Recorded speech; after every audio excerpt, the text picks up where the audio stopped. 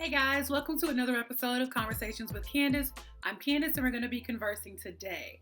The holiday season is upon us, and for me, a baker, that means baking delicious treats for my family and my friends and selling them for my business. So this video is about the most loved dessert that I make.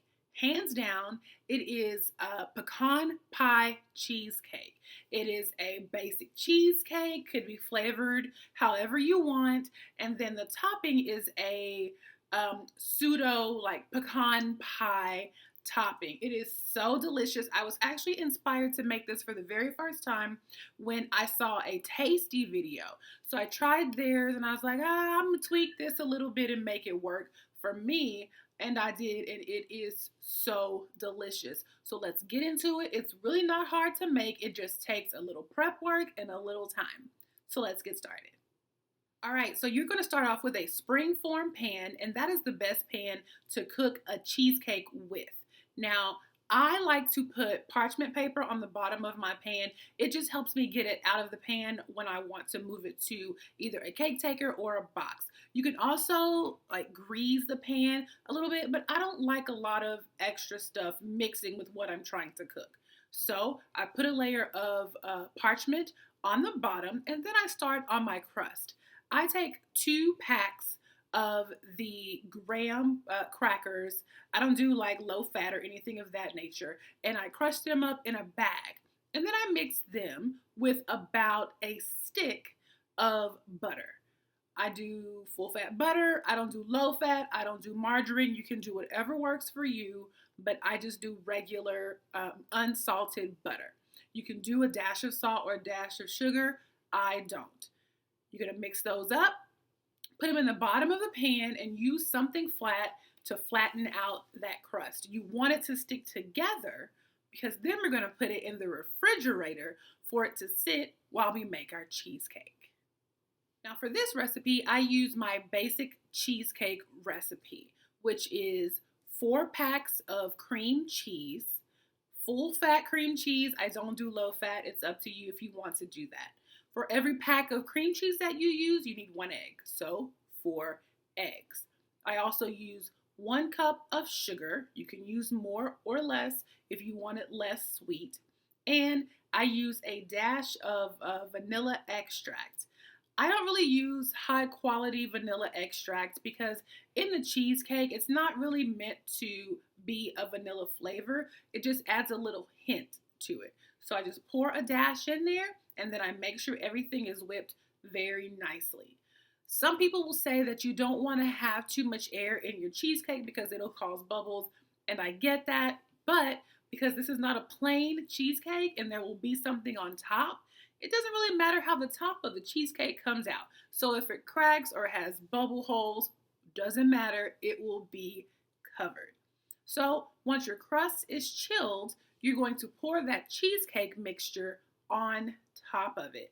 I like to move my pan a little bit to get some of the air bubbles out, but just to really make sure that the cheesecake settles in the little holes of the crust. At that time, I prepare a water bath for my cheesecake. I wrap the bottom of the pan in foil. You're going to need the long foil if you're doing a 9-inch cheesecake. Wrap the bottom because you don't want to get water in it. Now, the purpose of a water bath is to make sure that your cheesecake cooks evenly and slowly. I like to cook mine on 325 for 1 hour. That water bath is going to keep the cheesecake moist. It's not going to be dry. It probably won't crack. So put the foil underneath the pan. Put the springform pan in a bigger pan, and then pour boiling water into the pan. It's easier for me to put the cheesecake in the pan in the oven first and then use my tea kettle to pour the water into the larger pan. Now you want to make sure that your foil is tight around the springform pan because condensation will get between the springform pan and the foil if you don't. It's a delicate process, but once you've done it more than one time, it's easy peasy lemon squeezy. So you're going to let this bake low and slow for 1 hour. Forgot to mention previously, I do add a half a cup of sour cream into my cheesecake as well. About 30 minutes into the cooking process of your cheesecake, you can start on your pecan pie topping. This stuff is so good, guys. You're going to want to eat it by yourself, but don't do that. Put it on your cheesecake, okay? So you're going to start with a cup of dark brown sugar and a half a cup of cornstarch, and you're going to put it in a pan on medium heat. And you're going to want to mix it up. And as you can see from mine, I had a few lumps of the cornstarch because I didn't sift it. I took some of them out, but I left some because as this gets hot, those little lumps will break down. I also added about a half a teaspoon of salt to this mixture. After this, I am adding 4 egg yolks. The egg yolks are going to be what makes this set whenever it cools, and then the cornstarch is going to be what thickens it. So you need all of these things. 4 egg yolks, and then you're going to add 2/3 cup of dark karo syrup. I use karo syrup, which is corn syrup. It's country. We use it all the time. If you don't have this in your stores, you can use maple syrup, although I've never used that. So you're going to mix all this up in your pan and let it come to a low boil. The boil is going to heat everything up. The eggs and the cornstarch will make it set and make it thick. So make sure it comes to a low boil, maybe like 5 minutes or so. Then you want to add a half cup of warm cream to this. Make sure you stir that in really, really well. And then once it's thickened like pudding, you're going to add 4 tablespoons of cold butter and take it off the heat.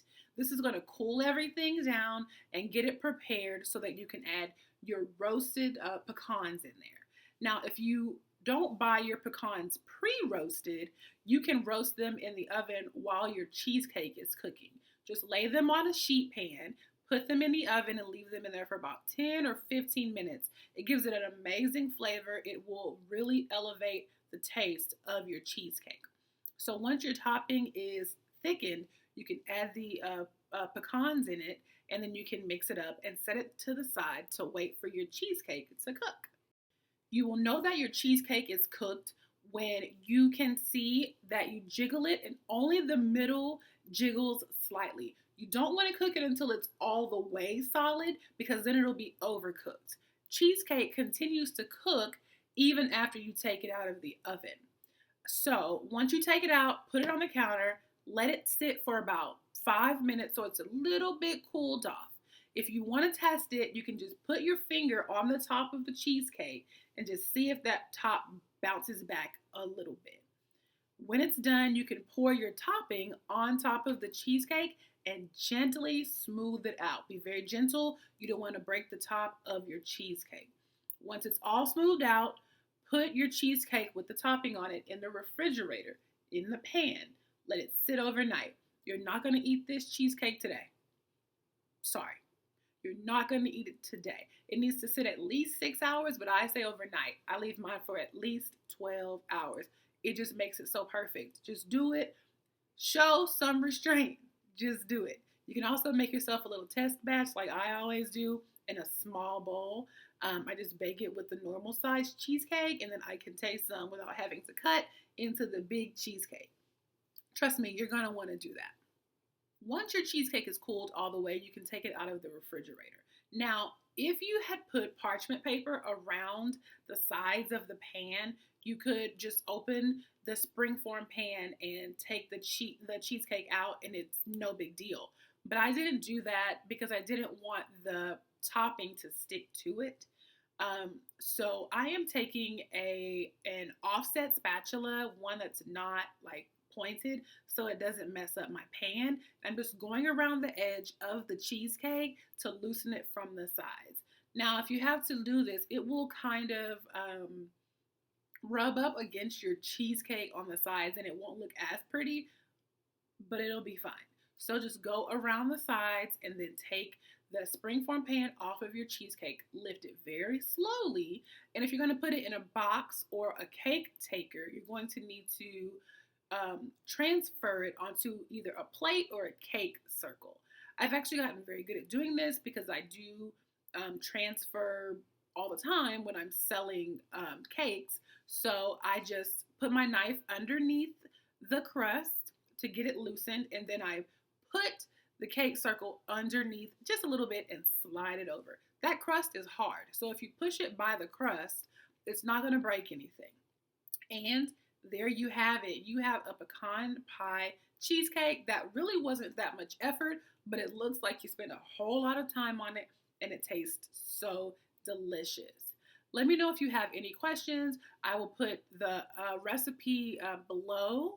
Let me know if you tried this. And until next time, y'all have a good day.